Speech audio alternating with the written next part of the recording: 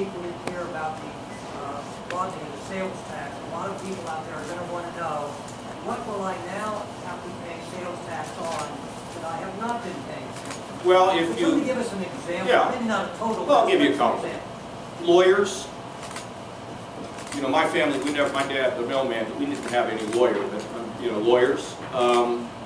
Architects, accountants will have to pay. Some of them will absorb it internally. Others will pass some of it on. Lobbyists, they'll probably get that out of there, but they're in there as well. But Bill, you know, look, I think what Joe said is something we have to think about. What are other states doing? Other states are raising sales taxes in order to get a lower income tax. And when you look at look, I know we've debated this in the past. I've got skeptics on this, but you look at the lowest income tax states and you see some of the best growth. I mean, it just follows. Lower costs, better economic growth. So, but think about it this way. At the time in the 1930s, when we created a sales tax, you taxed goods. No one thought about services in those days. Now, in the 21st century, services are more prevalent than your traditional, I think they're more prevalent than your traditional tax on goods.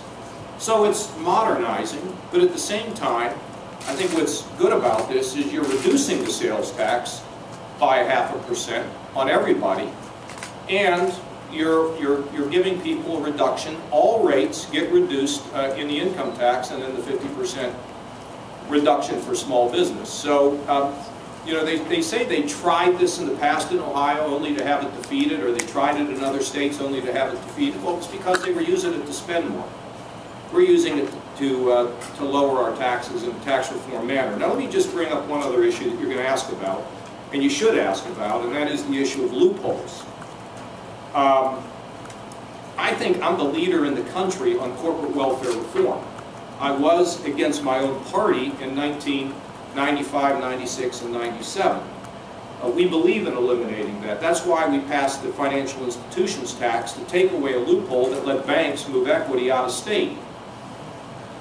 When you take a look at this, some of the provisions that you might consider a loophole, not taxing engine parts that benefits a company in Central Ohio. When you begin to look at that, you have to ask yourself, if we take that away, what is the impact on that company? Do they move out of state? I mean, it's something that has to be considered. I said to the legislature this morning, you ought to look at all of them. We used our best judgment. But when you think about loopholes, a loophole is something like the financial institutions tax, where a company could put equity in a bowling alley to avoid paying their taxes in Ohio. That's clearly a loophole.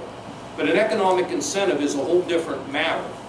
And, but I encourage the legislature to look at this. I also encourage the legislature to not waste time and to act. We need to be in the forefront of this kind of reform. Governor, what about the prospects of your oil and gas tax?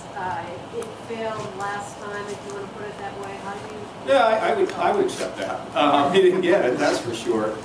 I think the chances of this happening have significantly improved. We are not isolating them as an industry, which I heard some people talk about. And at the end of the day,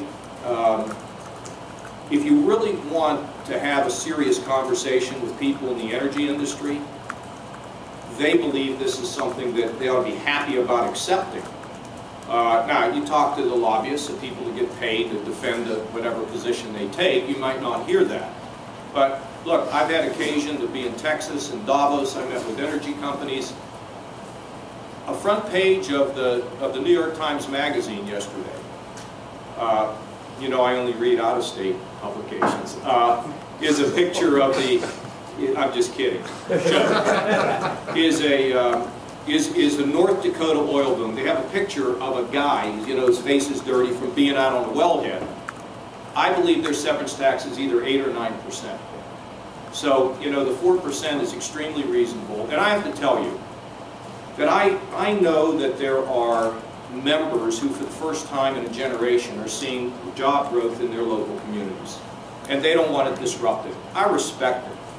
But this is not going to disrupt their ability to come into the state. And since we've been in a discussion about the severance tax, we've seen at least another $1 billion invested in this state, in this industry.